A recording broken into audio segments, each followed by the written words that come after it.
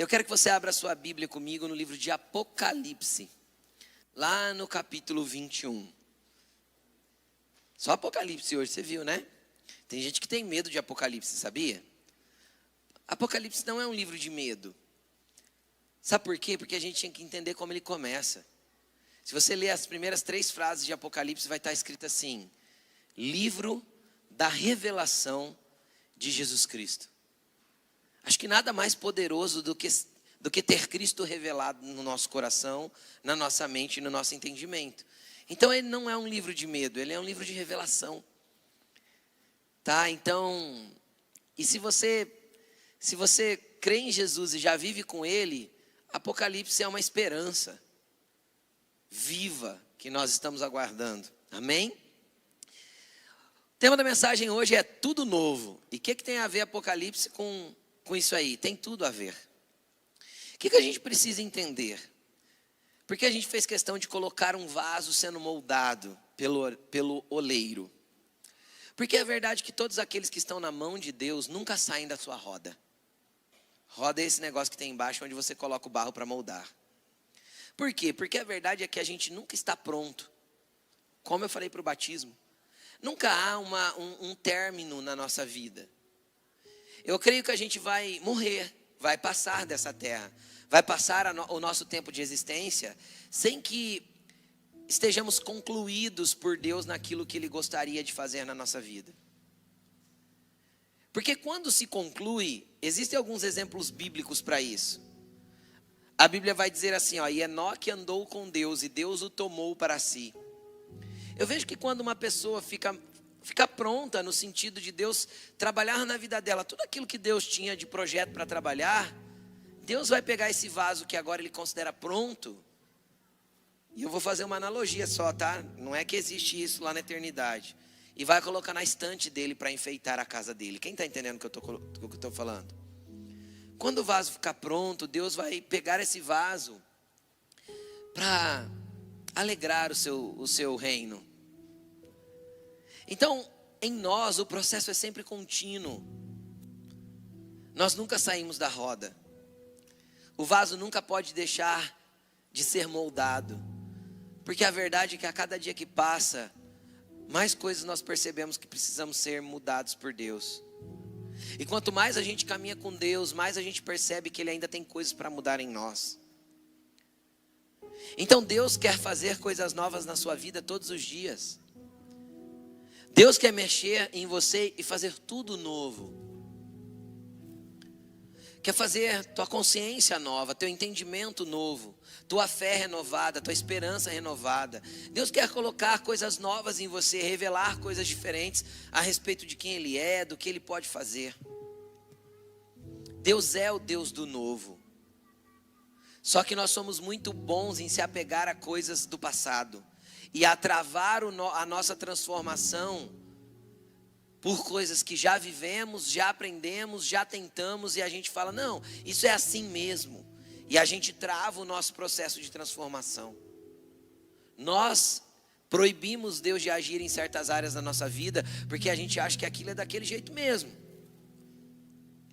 Tem gente que usa até um velho ditado que diz que pau que nasce torto morre torto. Quem já ouviu esse ditado? Deixa eu te contar uma coisa. Primeiro que você não é pau, você é barro e está na mão do oleiro. Então Ele pode te moldar, te quebrar e fazer de novo quantas vezes você quiser.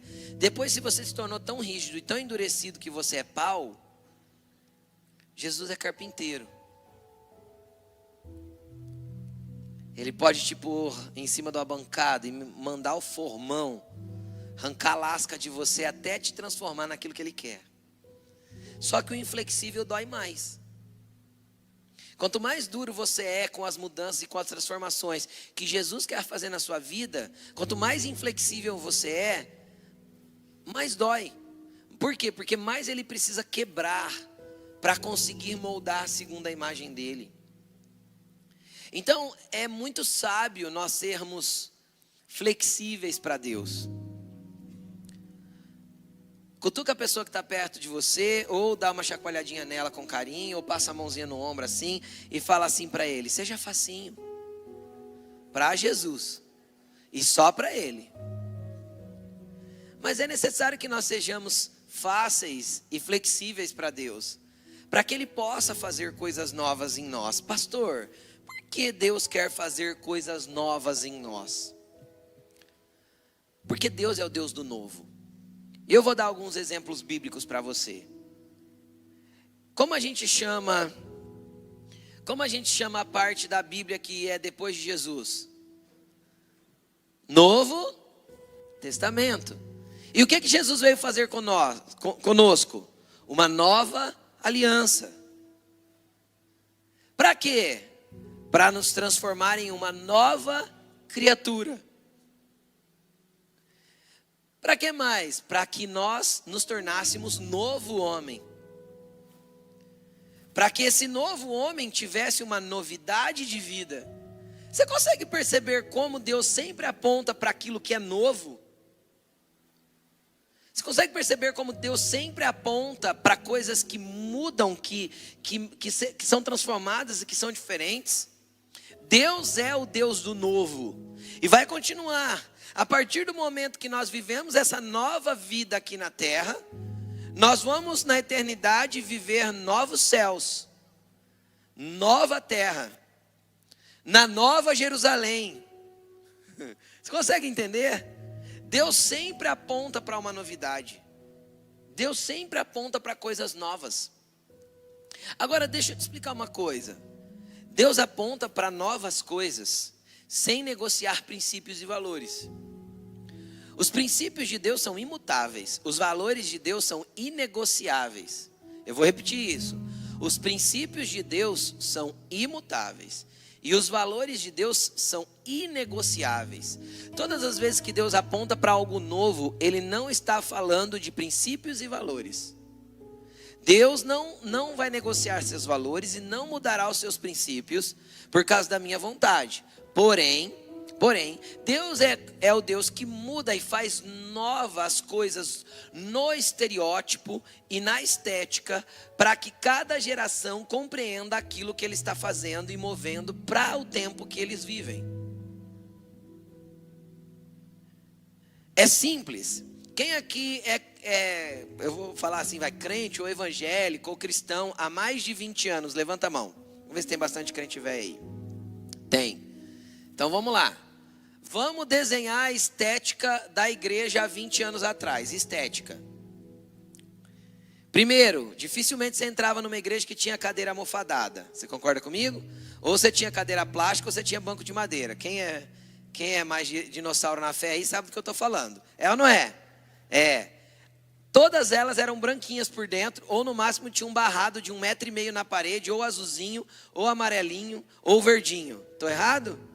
Não tinha um barradinho assim, na altura, numa certa altura?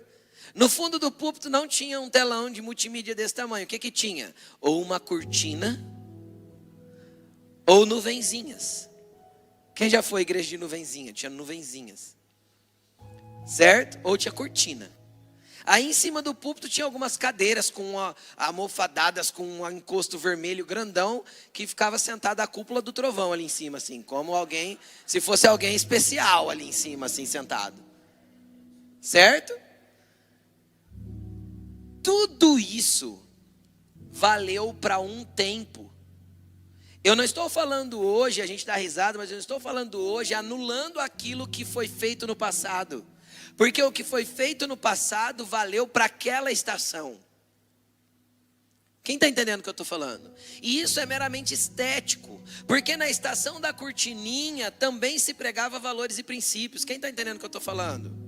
Na estação das nuvenzinhas também se falava dos mesmos valores e dos mesmos princípios. Então nós não estamos refutando o que foi feito de jeito nenhum. Nós só precisamos entender que Deus é um Deus que move-se esteticamente para continuar transmitindo de maneira adequada e se comunicando com esta geração da maneira adequada, para este tempo. Nós, ou os nossos filhos, é a geração que cresceu com uma tela na mão. Então faz todo sentido ter uma tela gigante aqui, porque para eles isso comunica. Quem está entendendo o que eu estou falando? Entendeu? Isso é estético e meramente estético. Para quê? Para que os princípios e valores de Deus, do novo de Deus, continuem sendo comunicados. Para que não haja um repúdio do que Deus está fazendo nesse tempo por causa da estética. Um dos motivos da igreja morrer na Europa, porque os maiores avivamentos mundiais já saíram da Europa.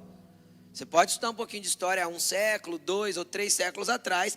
Avivamentos gigantescos aconteceram na Europa. Por que países que viveram avivamentos incríveis, que tiveram John Wesley, D.L. Moody é americano, se eu não me engano. Eu confundo todos os nomes desses caras antigos, tá bom? Eu confundo.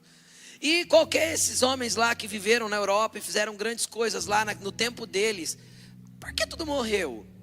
Um dos motivos foi a falta de entender o novo de Deus. Foi a falta de compreender a transição geracional e entender que Deus faz tudo novo a cada geração, para se comunicar com a geração atual, da qual Ele está liberando princípios e valores para que essa geração viva. Estão comigo? Então você vai à Europa, você pensa em igreja, você já pensa num mausoléu gigantesco, com um monte de torre, com sino, com banco de madeira, cheio de vitrais, e que e tem claridade apenas de luz natural, parece um sarcófago de escuro lá dentro. Isso fazia sentido? Fazia para o século XVIII, que não tinha luz elétrica. Quem está entendendo o que eu estou falando? Então a cada geração fez sentido uma estrutura, um desenho, um modelo para aquela geração. Agora o que eu quero que você entenda: você vive agora. Você vive no presente. E Deus quer fazer algo na tua vida, na minha vida, e não só na minha vida, e nem na sua, mas através das nossas vidas, para este tempo e para esta geração. Deus quer que nós sejamos instrumentos para este momento. Então o que nós vivemos há 20 anos atrás foi válido? Foi para quem? Para mim que estava lá há 20 anos atrás. Para você que levantou a mão quando eu perguntei. Então foi válido? Foi, marcou a nossa vida? Sim. Há um saudosismo? Às vezes sim. E o saudosismo não é ruim, porque o saudosismo consegue startar lembranças boas que nos apontam para uma alegria, para um sentimento bom de momentos que vivemos. Mas passou. Deus continua sendo Deus da nova aliança. Uma aliança que não é nova porque Jesus tem que morrer de novo, ou porque a cruz tem que se repetir. É nova porque se renova na vida de cada pessoa e nos nossos corações. É nova porque se renova num adolescente que nasceu há 13 anos atrás e hoje ele está entregando a vida para Cristo. Quem está entendendo? É nova porque ela continua estabelecendo princípios e valores na vida das pessoas de maneira ininterrupta. É nova porque o que Deus ainda tem que fazer na sua vida não terminou. É por isso que o profeta Joel vai dizer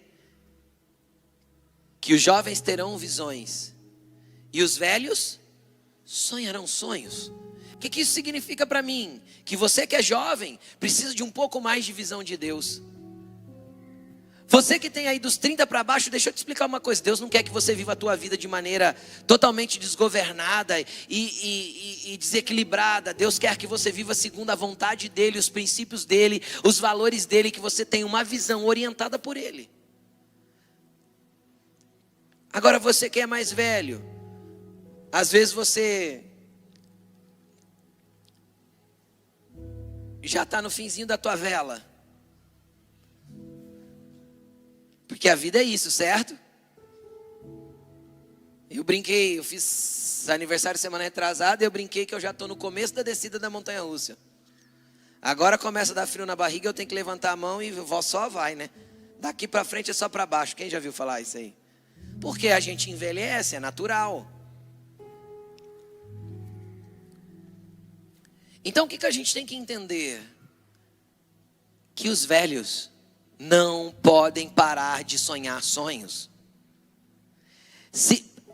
Pastor, como que eu sei se eu ainda sonho com Deus ou se eu sou uma pessoa presa ao meu passado? É simples, a boca só fala do que o coração está cheio. Nos seus assuntos principais, você fala mais do ontem ou mais do amanhã? Você é o contador de história ou o contador de planos? Se Deus mandou os velhos continuarem sonhando, tenha planos. Pastor, eu não vou conseguir executar, não dá tempo. Se Deus me mandar fazer algo agora, como? Dependendo do que Ele me mandar fazer, não dá tempo mais. Então deixa eu te falar, quando Davi percebeu que não tinha mais tempo, ele deixou a planta pronta, ele deixou os materiais comprados, e ele deixou tudo pronto para Salomão construir. Por quê? Porque Davi era um velho que ainda sonhava com Deus. Então não acabou teu ministério se você tem um pouco mais de idade. Deus ainda tem muito para te usar. Tem muita gente da tua geração que ainda precisa ser salva. Ei, você é um instrumento. É só continuar sonhando. Agora, quando eu falo de sonhos, o que nós precisamos entender para viver o novo de Deus na nossa vida? Para Deus continuar movendo coisas novas em nós. É não sonhar sozinho. Porque quando a gente fala de sonho e projeto, a gente é muito bom, não é? Tem muita gente que sonha, tem gente que não sonha, tem gente que é extremamente racional, só olha para baixo, parece uma galinha, só cisca, ao redor do próprio pé.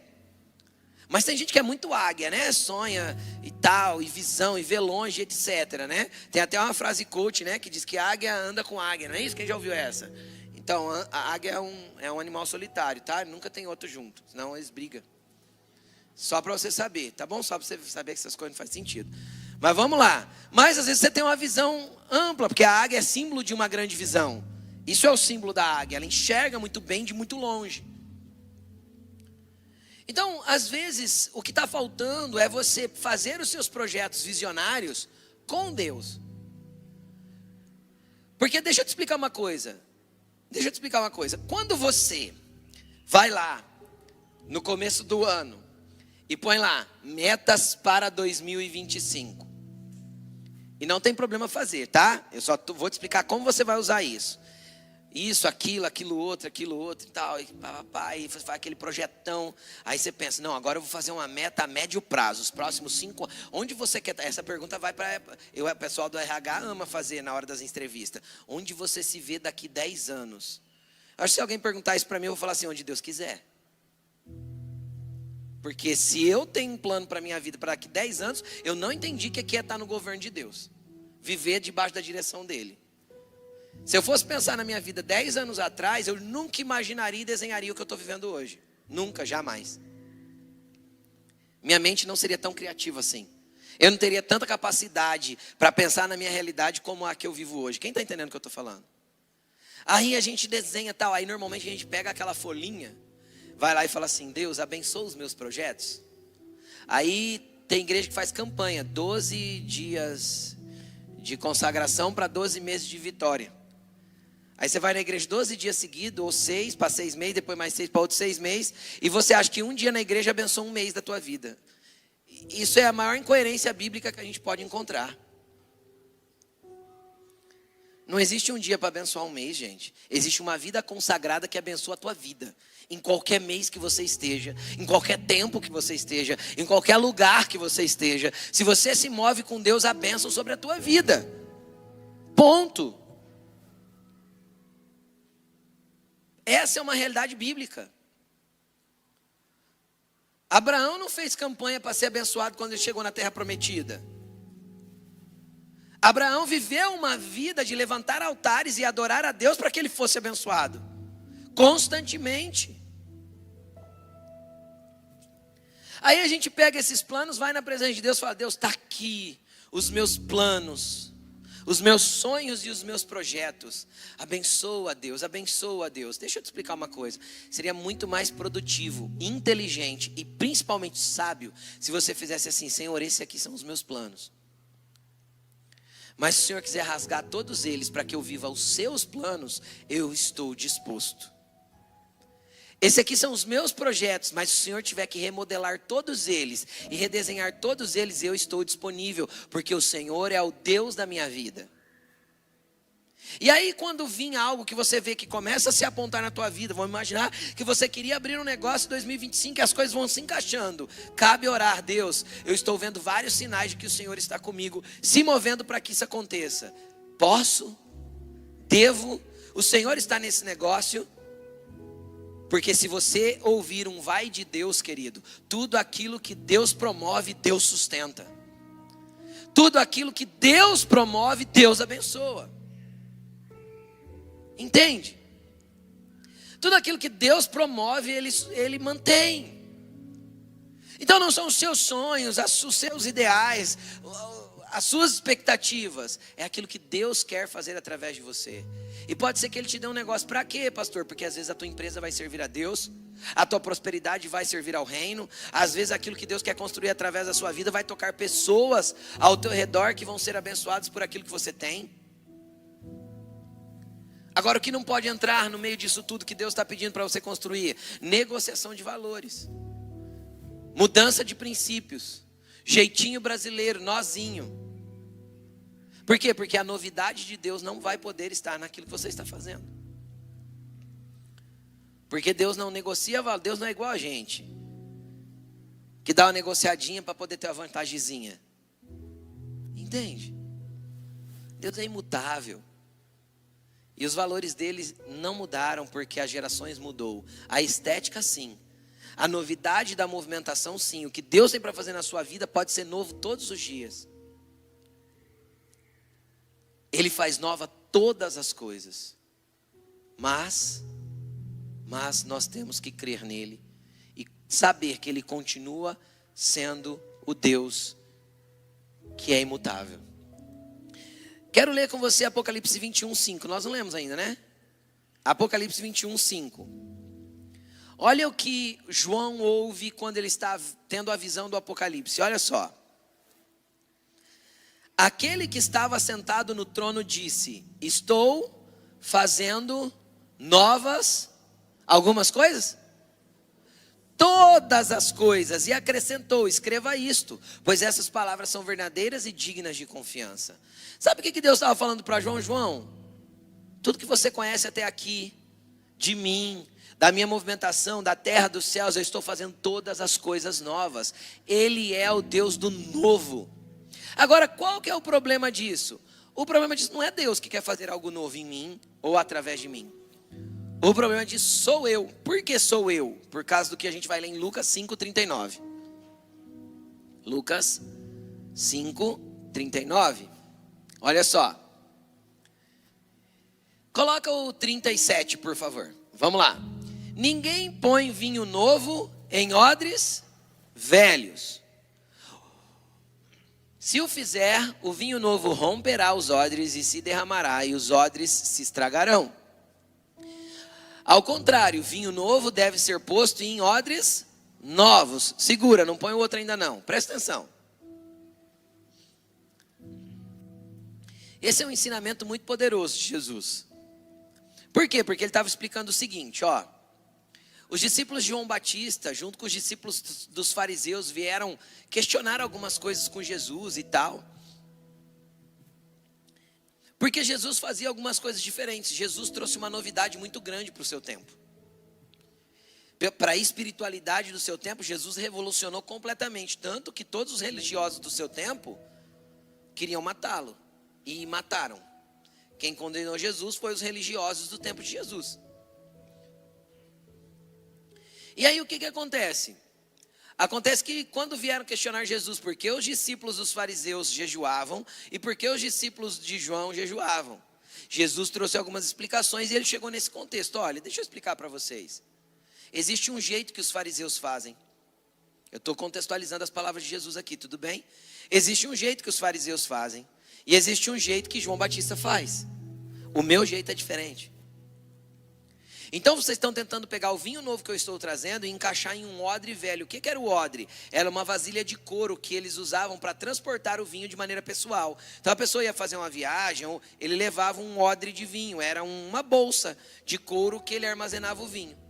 E essa bolsa de couro tinha que ser feita de vinho novo. Por quê? Porque o vinho, uma vez armazenado por alguns dias ou um período de alguns meses, ele sofre fermentação natural. Que é um suco de uva, na verdade, não tinha alcoolização naquele tempo. E o teor alcoólico que devagarzinho ia sendo criado era por causa da fermentação natural do vinho guardado. E eles não armazenavam vinho por muito tempo como é nos nossos dias. O vinho apreciado hoje é aquele da safra mais antiga possível, não é isso? Naquele tempo não tinha esse armazenamento. Eles armazenavam de uma safra para outra, de uma safra para outra. Então era o período de um ano. E aí o que acontece? Ele falou, ó, se você coloca o vinho novo no odre que já foi usado, o couro está ressecado. Quando começar a fermentação do vinho, o odre tem que esticar. E o odre velho é rígido, é duro. Então ele não estica, ele é inflexível. Então ele faz o quê? Rompe. E quando rompe, perde o vinho e perde o odre. Então ele fala, não é bom vinho novo ser colocado em odre velho. Sabe o que ele está falando? Existem coisas novas de Deus que nem todo mundo vai suportar. Existem coisas novas que Deus está fazendo que não são todos que suportam. Por quê? Porque às vezes eles estão enrijecidos pelo seu sistema religioso, enrijecidos pelas suas convicções teológicas, enrijecidos por aquilo que acreditam que é o certo, esteticamente, exteriormente. Nós não estamos falando de princípios e valores nesse momento. Quem está entendendo o que eu estou falando? A gente se enrijece. E isso acontece na nossa vida, porque às vezes Deus quer mudar alguma coisa em nós. Nós estamos orando lá, está lá a esposa orando. Senhor, salva meu casamento. Senhor, muda a minha história. Senhor, meu marido. Senhor, meu casamento. Senhor, meu marido. De repente Deus começa uma obra. Na vida do marido? Não, na vida dela primeiro. Porque é ela que está orando. É normal que Deus comece a obra por quem está orando. Aí quando Deus começa a mexer com ela, ela vai continuar dizendo que o esposo é o problema. E ela não quer ser transformada.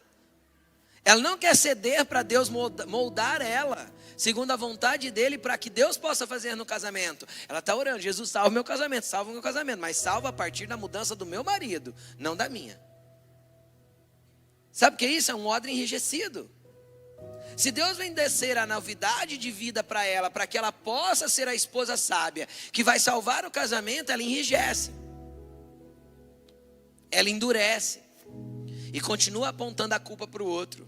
E ao contrário, a mesma verdade é ao contrário. Às vezes o marido está orando, Jesus, muda minha esposa. Deus, a esposa do Senhor me deixa, olha lá. Deus, tem alguém orando. Se tem alguém orando, Deus vai começar a obra em quem? Em quem está orando. Quem está orando, Deus está olhando que é aquela pessoa que está disponível. A hora que Deus começa a fazer, a pessoa trava. Enrijece. Não, Deus, não. Aí não, né? Também não é assim. Mas se eu ficar cedendo tudo desse jeito, Deus, eu vou parecer um tonto. Eu vou parecer um... E não é verdade. É Deus te ensinando que a humildade é fruto daqueles que vão herdar a terra. Que ser um pacificador é fruto de quem é bem-aventurado. É Jesus ensinando que existem princípios que a gente vai ter que ceder para ganhar. A gente perde agora para ganhar depois. Isso é reino dos céus. A gente abre mão agora para conquistar no reino depois. O sentimento de perca agora pode gerar frutos de grande conquista amanhã. Só que a gente não gosta de perder, não gosta de se render, não gosta de se abaixar, a gente não gosta de ser humilde. Olha para a pessoa que está do teu lado com muito carinho e fala assim: você é orgulhoso mesmo. Fala para ele, pode falar. E você não gosta de ser humilde, fala para ele. Essa é uma verdade humana, não é uma verdade acusando a pessoa que está do teu lado. Todo humilde ainda tem lugares de orgulho. Entende o que eu estou falando? Ele tem áreas de orgulho. Não tem jeito. A gente tem uma capacidade muito boa de virar um odre velho. Enrijecido por aquilo que já viveu, pelos traumas que já viveu, pelas dores que já viveu, pelos medos que já viveu. A gente se enrijece. Quando Deus vem fazer o novo, ou a gente se flexibiliza, ou a gente rompe. E perde o vinho que Deus estava derramando. Entendeu? Mas olha o que é o problema. Por que a gente enrijece? Por causa do versículo do próximo, do 39. Ninguém depois de beber o vinho velho prefere o novo, pois diz, o vinho velho é melhor. Jesus não está afirmando que o velho é melhor. Jesus está afirmando que nós gostamos mais do velho. Não é isso que está escrito aí? Ninguém depois de beber o velho diz, ele está falando de nós. A gente prefere aquilo que a gente já está acostumado. A gente prefere o nosso jeito inflexível. A gente prefere o nosso modo de fazer as coisas. A gente prefere não aprender coisas novas. A gente prefere ficar enrijecido naquilo que nós já sabemos, já fazemos, já entendemos. Só que Deus tem algo novo para fazer. E Deus sempre fez através das coisas novas. Eu vou falar uma coisa aqui da qual eu sou muito consciente. Pode ser que eu esteja completamente enganado e que Deus faça completamente diferente. Mas eu vou te falar uma coisa. O avivamento prometido sobre a terra, eu quero ver. E pode ser que eu ainda participe. Mas eu não tenho dúvidas que ele não começará por mim. Ele vai começar por jovens. Porque o que Deus tem para fazer na terra vai fluir da juventude. Pastor, não entendi. Querido, da juventude não flui a sabedoria. Não flui as palavras eloquentes. Mas flui intensidade. Flui intensidade, flui força. Então orem pelos jovens que você conhece. Para quê? Para que eles sejam sedentos por Deus. E se você é jovem, qual foi a última vez que você virou dias jejuando, pedindo para Deus fazer de você o avivamento desse tempo? Porque é assim que começa. É a partir de você. Quando a gente lê as histórias dos avivamentos que já aconteceram, era uma pessoa orando. Era uma pessoa querendo o que ninguém queria naquele tempo. De repente as coisas começaram a acontecer. E Deus começou a fazer. E Deus não desistiu de fazer nem em você e nem a partir de você. As promessas de Deus para a sua vida, isso sim é imutável. Deus não vai mudar as promessas dele porque você enrijeceu. Mas ele quer derramar um vinho novo sobre a tua vida para que você viva as promessas dele. Agora eu vou te contar que jeito a gente costuma viver. A gente costuma viver Mateus 13:52. Isso é o que a gente costuma viver. Vamos lá, ó. Mateus 13:52. Ele lhes disse, quem disse? O próprio Jesus de novo. Por isso, todo mestre da lei instruído quanto ao reino dos céus é como o dono de uma casa que tira do seu tesouro coisas novas e coisas velhas. Jesus deu um exemplo de um mestre da lei. O que é um mestre da lei? É a pessoa que naquele tempo era uma pessoa que podia ensinar a palavra. Era alguém que conhecia muitas escrituras. Então vamos lá. Aí ele vai dizer que esse mestre da lei era instruído a respeito do reino dos céus. Conhecer as escrituras não é ser instruído a respeito do reino dos céus. São coisas completamente distintas. Eu posso conhecer a Bíblia e não ter nenhum conhecimento do reino. Porque conhecimento do reino eu tenho com relacionamento. Correto? E não com conhecimento apenas. Conhecer o reino de Deus eu conheço com relacionamento. Me relacionando com Jesus. Entendendo o que Ele quer para a minha vida. E me envolvendo naquilo que Ele está fazendo para este tempo. Então ele está falando que esse mestre da lei tinha as duas coisas. Ele tinha bom conhecimento do reino de Deus, porque ele tinha relacionamento com Deus. E ao mesmo tempo ele tinha muito conhecimento das escrituras, o que às vezes podia enrijecê-lo. Então às vezes se você conhece demais a Bíblia, preste atenção. Normalmente quem conhece demais a Bíblia não está aberto para aprender coisas novas. E ele se torna um religioso ou um orgulhoso teológico.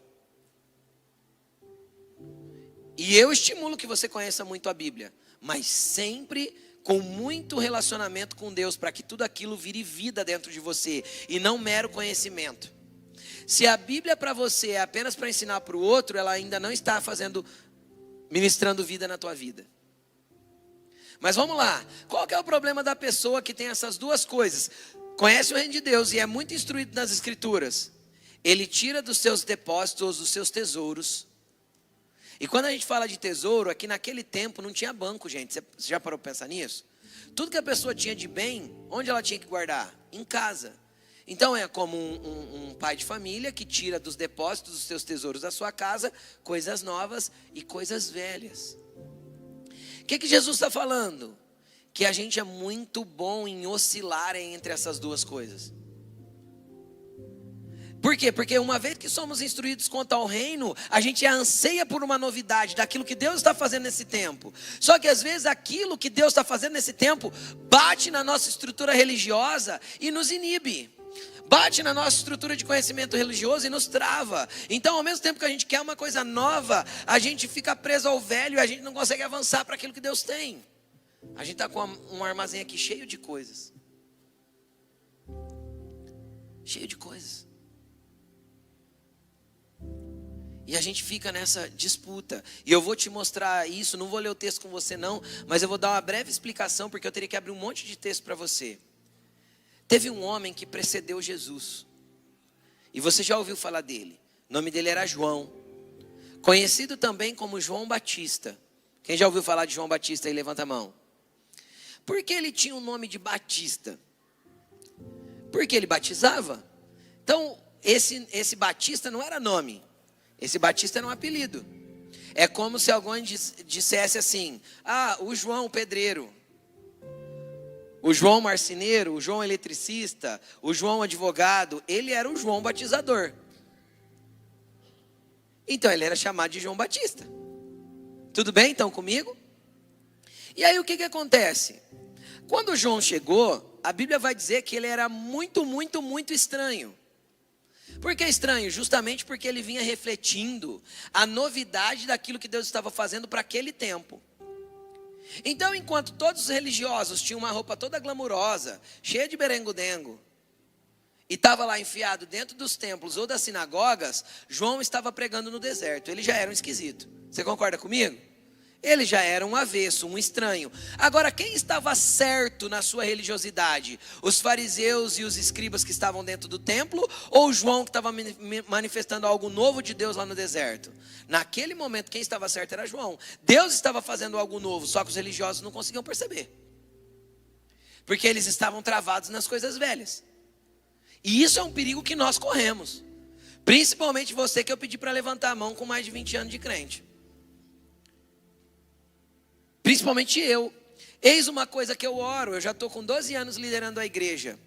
Ou a gente dá espaço para os que vêm depois da gente implantarem os princípios e as ideias que eles carregam, ou a gente vai se enrijecer num modelo, na onde a gente vai achar que esse modelo é sempre o melhor. Então, às vezes, daqui 20 anos, telão de LED na igreja vai ser cafona. Nossa, você lembra quando a igreja tinha aquele monte de luz e uns telão de LED brilhando? Que coisa mais feia, né? Porque hoje a gente acha a cortina feio. Entende? Agora, se eu me prender a essa realidade, ou ao movimento de como Deus age nesse tempo, você que tem mais de 20 anos, eu vou explicar. Quem lembra quando você ia na igreja, todo culto caía um endemoniado? Você lembra disso ou não? Você era penteca, você sabe do que eu estou falando. Igreja pentecostal, todo culto tinha alguém gritando.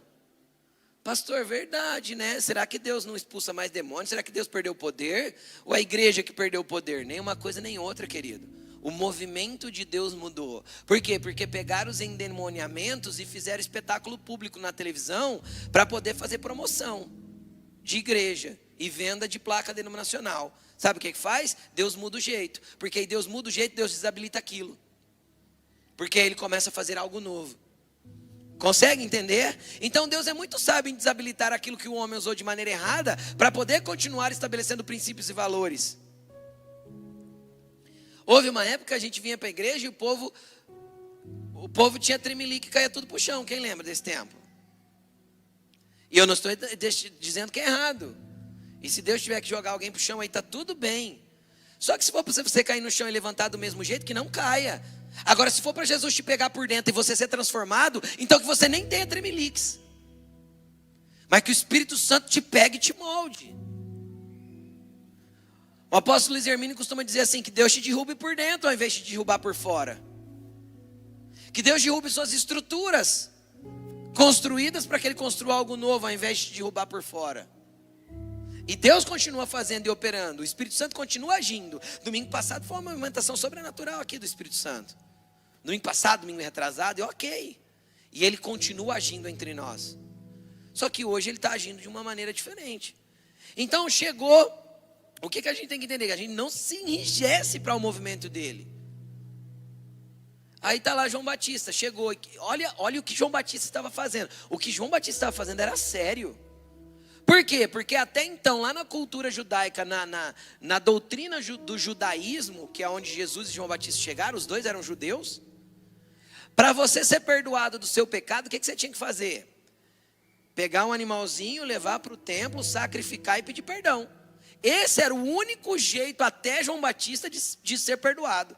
Era o único jeito de ser perdoado. Aí vem João Batista. Arrependam-se porque está próximo o reino dos céus. Arrependam-se e sejam batizados para perdão dos vossos pecados. Você percebe o que Deus estava fazendo? Deus estava desabilitando um modelo para habilitar um modelo novo. Deus estava desabilitando uma forma que foi usada por séculos, por milênios, para habilitar um modelo novo. Os religiosos aceitaram? É claro que não.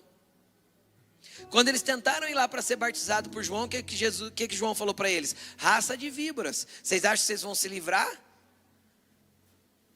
Vindo aqui? Não vão.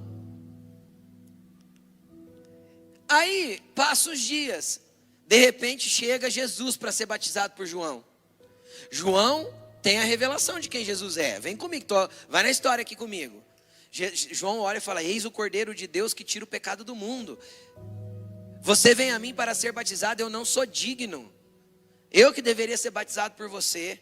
Não sou digno nem de desamarrar as suas sandálias. Jesus olhou e falou: João, compete a nós cumprir toda a justiça. Faz agora mesmo que você não entenda. João foi lá e batizou Jesus. Quando Jesus é batizado, João vê o Espírito Santo descendo sobre Jesus em forma de pomba. E João fala uma coisa para os seus seguidores: importa que ele cresça e eu diminua. Muito lindo na teoria. Por quê? Porque a partir daquele momento o ministério de Jesus começa a crescer e o de João começa literalmente a diminuir. Porque era isso que tinha que acontecer. Quando perguntaram para ele: João, quem você é? Ele falou: eu sou a voz que clama no deserto, prepare o caminho para o Senhor. Ele era só alguém que prepararia o caminho para Jesus. Ele preparou quando? Pregando o reino de Deus vindouro e batizando as pessoas para arrependimento, mudando, tirando, desabilitando o templo para trazer o evangelho e a novidade de Deus para as ruas. Pegaram? Era isso que João estava fazendo. Aí Jesus chegou. Se Jesus chegou, o ministério de João então agora, ele era o novo até ontem. O novo de Deus estava em João até o dia que Jesus chegou para aquele batismo. Do dia que Jesus chegou para aquele batismo em diante, o novo já não estava mais com João. O novo agora estava com Jesus. Se João tivesse tido consciência plena disso, plena, ele tinha olhado para Jesus e falou: ó, estou parando agora, porque o caminho eu já preparei. Como você chegou agora, eu te sigo. Ele podia ter tido essa consciência, mas não teve. Se foi propósito de Deus ou não, não sei, mas ele não teve essa consciência. Passaram-se os dias. João foi preso, porque falou umas bobeiras para o rei.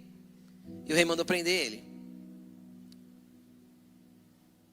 Aí ele mandou um recado para Jesus: você é aquele que haveria de vir, ou eu devo esperar outro? Sabe o que ele estava fazendo?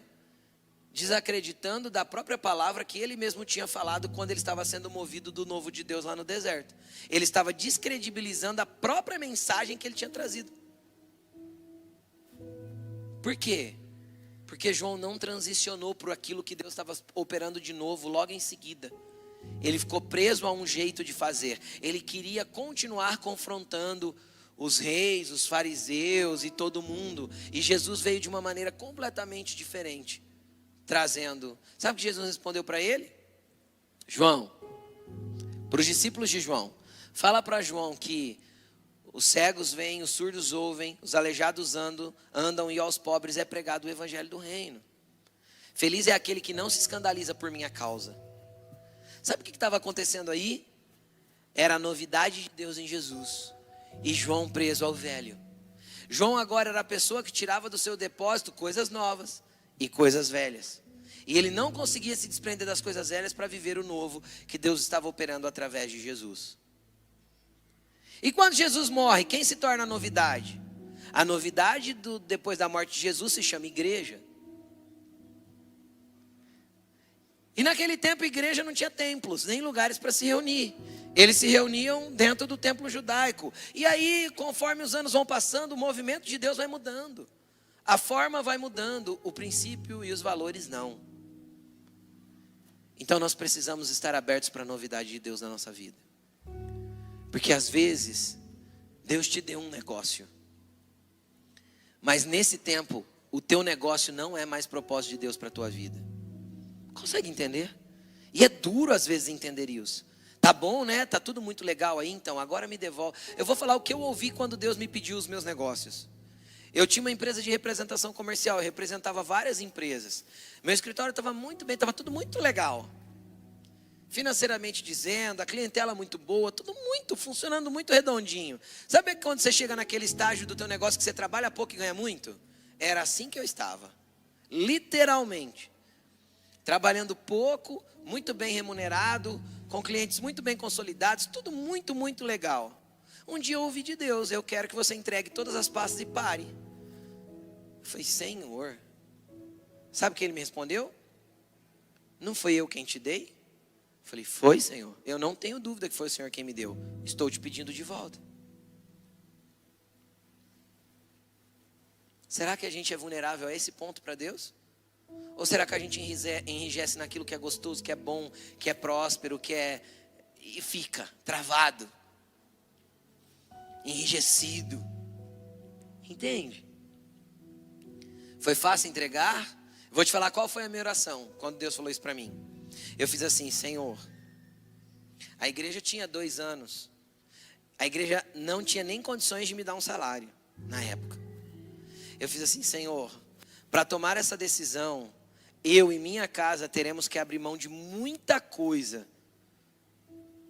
para poder viver o que o Senhor está falando para nós vivermos. Muita coisa financeiramente dizendo. Muita regalia mesmo. Aí eu falei assim, eu preciso que o Senhor ministre isso no coração da minha esposa, porque ela tem que estar tão certa quanto eu com relação a essa decisão. Passou 1 mês e eu angustiado. Eu saía para trabalhar sabendo que eu estava no lugar errado. Eu montava no carro para ir fazer minhas viagens, visitar meus clientes, já sabendo que eu estava fazendo o que Deus não queria. Aquilo estava me afligindo por dentro, me consumindo, porque eu já tinha ouvido a voz de Deus. Que o novo de Deus para a minha vida agora já era outra coisa. Quem está entendendo o que eu estou falando? 1 mês depois, a gente estava numa conferência lá em Belo Horizonte. E Deus falou com a Laine. Aí ela falou no meu ouvido chorando. Deus mandou a gente fechar a empresa. Chorando. Eu olhei para ela e falei assim, até que enfim. Eu já sabia disso faz 1 mês, eu falei para ela. Aí que ela assustou, né, coitada? Que ela achou que eu ia falar, não, calma, vamos orar, não é bem assim. Já estava orado, decidido, Deus tinha decidido. Aí ela olhou para mim e falou, sério? Eu falei, sério, faz 1 mês que eu sei, eu estava esperando Deus falar com você. Aí a Laine costuma dizer assim, olha, não foi difícil obedecer a Deus quando Ele pediu para a gente iniciar uma igreja. Foi difícil obedecê-lo quando Ele pediu para a gente encerrar a empresa. E viver literalmente na dependência dEle. Então são estações. Deus faz essas coisas, não é só para o ministério que isso pode acontecer. Porque às vezes Deus não te chamou para o ministério, Deus te chamou para servir na igreja, mas ser um homem de negócios, uma mulher de negócios, às vezes na área jurídica, na área, sei lá, em qualquer área, sei lá, você pode ser um profissional liberal, um bom médico, um excelente dentista, alguém que usa ali 1 hora o paciente com a boca aberta sem poder falar e evangeliza, porque afinal ele não vai poder nem te refutar. Às vezes Deus quer te usar na área médica para poder olhar para a pessoa e falar assim, olha, pela medicina a gente chegou ao nosso limite, mas eu conheço um Deus que pode te transformar. Ah, pastor, é antiético. É antiético porque você não conhece o Cristo. Se você conhecesse o Cristo, você vai entender que Ele cabe em toda e qualquer situação. E não importa a ética, importa que você tem um propósito no lugar que Deus te colocou. Use aquilo que Deus entregou nas suas mãos para ser uma bênção para qualquer pessoa. E aí você vai perceber que aquilo tem bênção porque você é abençoador. Você vai perceber que aquilo é abençoado porque você é abençoador. E abençoar pessoas não é só financeiramente. Você abençoa pessoas com um abraço, com uma palavra de encorajamento. Eu já ouvi médicos dizerem: olha, você precisa contar com um milagre. Se você tem fé. O médico olhou para minha mãe e falou assim para ela: você tem fé? Ela falou: tenho, então use a sua fé, que eu vou usar a minha. E está tudo certo. E ela foi curada pela fé.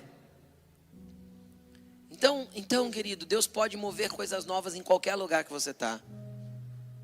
Você já parou para pensar, jovem, quanto tempo você demorou para escolher a faculdade que você está fazendo? Aí você escolheu. Você escolheu em que base você escolheu? Você escolheu muitas vezes pelo gosto, também analisando o mercado de trabalho, aquilo que você poderia fazer depois com a tua faculdade. Você escolheu mediante algumas decisões e coisas que você pensou. Agora você parou para orar e falar assim: Deus, que faculdade o Senhor quer que eu faça, da qual vai mais se encaixar com o propósito que o Senhor tem para mim?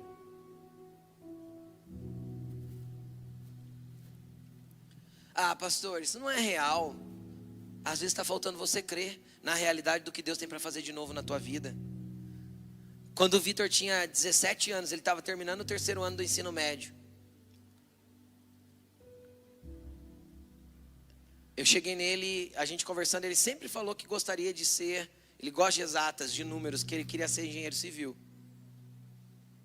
Aí, a gente conversando no carro, ele falou assim: pai, eu não vou fazer faculdade ano que vem. Aí eu sou pai, né? Falei: você tá maluco? Você vai fazer sim. Não vou. Falei: por que você não vai fazer faculdade ano que vem? Que história é essa? Ele falou assim para mim, claramente: porque eu ainda não sei qual que é o propósito de Deus para minha vida. E eu não vou gastar 30, 40, 50 ou 100 mil reais seu, para depois eu enfiar um diploma na gaveta e não usar para nada. Então eu vou fazer alguma coisa que faça sentido naquilo que eu vou fazer para Deus. Aí ele quebrou eu, né? Aí eu tive que abaixar e falar: tá, entendi. Então vamos colocar diante de Deus juntos. E aí nesse ano que ele teve de lacuna, ele foi fazer uma escola ministerial, ficou 6 meses longe de casa. E ele voltou de lá convicto de que ele deveria fazer psicologia, que não tem nada a ver. Só que hoje, quando eu vejo o Vitor como pastor aconselhando, eu fico boquiaberto. Porque ele não aconselha como psicólogo. Na verdade, ele usa o que ele aprendeu na faculdade para aconselhar segundo a vontade de Deus. Ele não atua como psicólogo. Ele atua como pastor. Então Deus tem os seus meios. E tem os seus propósitos. A gente só precisa ser sensível para ouvir que a novidade de Deus pode não se encaixar no meu velho. No meu velho modo de pensar, na minha velha vontade, no meu velho desejo, no meu velho jeito de agir. Às vezes a novidade de Deus não vai se encaixar no teu velho. E se você ficar tirando as coisas velhas, tentando encaixar o que Deus está fazendo hoje, você pode não estar participando da realidade de Deus para a tua vida neste tempo. Coloque-se de pé.